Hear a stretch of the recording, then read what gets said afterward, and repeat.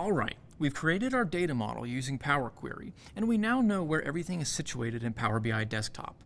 Let's build our first report. Let's start by looking at a few ways to add data from the Fields pane to the report canvas. First, let's click and drag. Click on the population column and just drag it into the middle of your report page. Straight away, interesting stuff happens. Power BI has created a column chart showing the sum of populations for all countries in our data set. How did it know to do that? It has to do with the data types in our data set. If we look back at the Fields pane, notice how area, population, and population density all have sigma symbols next to them. This tells us that Power BI has recognized these fields as being numeric, meaning they can be aggregated in a variety of ways. Now, take a look at the Visualizations pane. Remember in the previous video I said we can use this pane to configure each of our visualizations on the page. In this case, with our new column chart selected, we can use this pane to modify the chart in a number of ways. First, notice the 4 sections. We have Axis, Legend, Value, and Tooltips. You can click and drag fields into these sections, and it will change how the visual represents the data. Numeric fields usually go into the Value section because those numeric fields are what we're trying to measure or aggregate in some way. But right now, all we're doing is summing the worldwide population. Let's say we want to see the total population per country. All we need to do is add country to the chart, and we have 3 ways of doing that. First, let's click and drag it directly onto the chart. You can see that country has been added to the Axis section. Now, let's use the X symbol to remove country, which will send the chart back to its original state. The second way to add country to our chart is to just click the checkbox by its name. And once again, Power BI will add it to the chart's axis. Let's unclick the checkbox to remove country from the chart one more time. And now let's demonstrate the final method by clicking and dragging country directly into the axis section. Either of these 3 methods will work fine. Some are quicker than others, but clicking and dragging directly into the section is probably the most precise way to do it. If you don't drag it directly onto the section you want, Power BI will guess what section to use based on the type of data in your column and what other sections in your visual are already in use.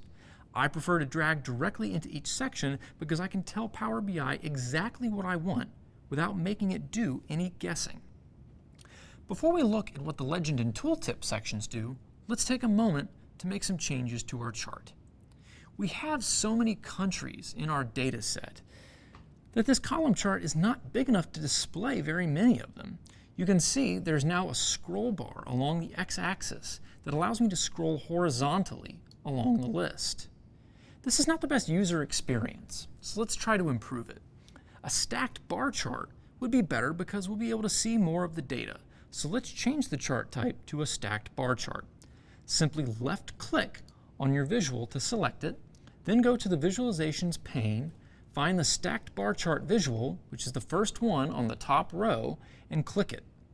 This will automatically change your chart type. Notice how the X and Y axes are flipped from our previous chart type, and now the scroll bar is along our vertical axis. Let's move and resize the chart now. Click and drag it to the left side of the page.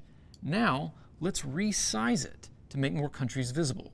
Notice that when a visual is selected, it is outlined in gray with little markers at the corners and each side. These markers allow you to click and resize the visual. Let's grab one of the corner markers and drag our chart to a more suitable size so we can see more countries. Remember, we won't be able to see all of them, but this is still preferable to the smaller chart we had earlier. Now let's add even more context to our chart. Let's go back to the Fields pane and drag Continent onto the Legend section. And observe what happens. The colors on our chart have changed. Power BI has segmented our data. The colors on our chart have changed. Power BI has segmented our data by continent and assigned a color to each continent. You can see the Asian countries are appearing as orange, European countries are purple, and so forth. Notice how there is also a legend below the title of our chart, and the title has changed over time. When we started out with just the population field, the chart title was just population. As we've added different contexts using the axis and legend sections, the title became population by country, and then population by country and continent. Not bad, but let's take this a step farther.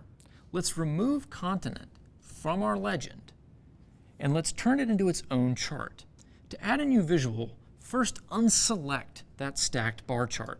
This is a very important thing to learn. If you're attempting to add a new visual, let's say a pie chart, but you already have another visual selected, when you click on the pie chart button, it's not going to add a new pie chart. Instead, it's going to take your existing chart and convert it into a pie chart. And that's not what we want here.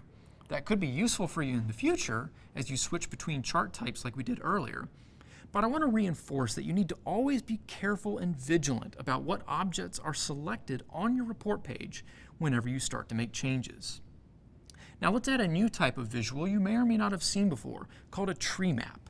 Select Tree Map from the list of visuals, then add population to the values section, and continent to the group section.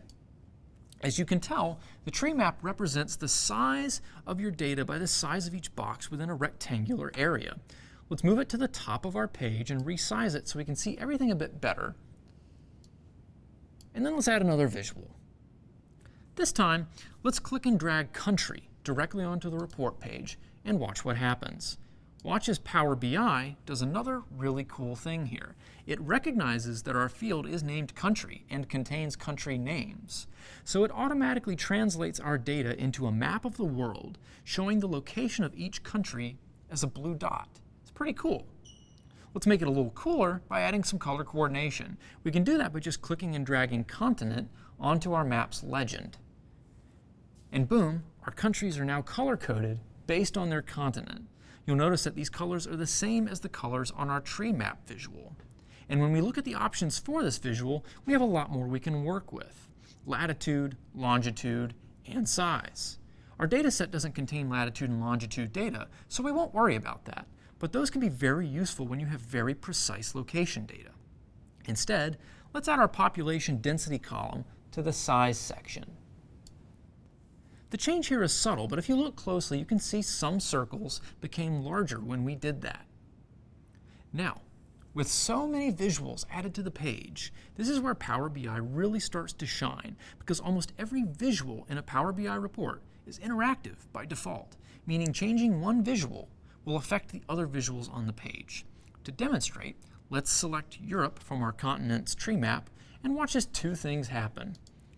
The map visual zooms in on our European countries, and the stacked bar chart highlights the bars for European countries. So you can see Russia and Germany are a darker shade of blue. If we want to deselect Europe, just click it again, and we've returned to all continents. Now use the tree map to switch to Asia and watch as other visuals change accordingly.